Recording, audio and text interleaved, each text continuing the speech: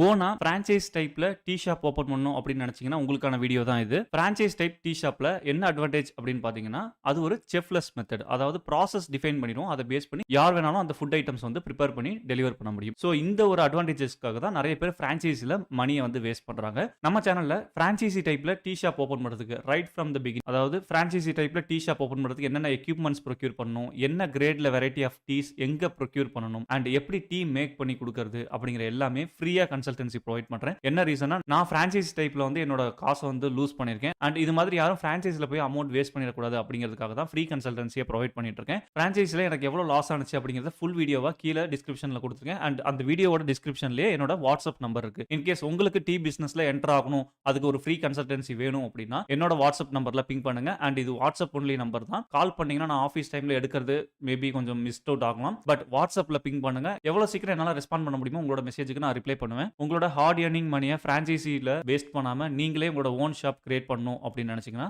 மறக்காம நம்ம சேனலை சப்ஸ்கிரைப் பண்ணிக்கோங்க. Thank you all. பை.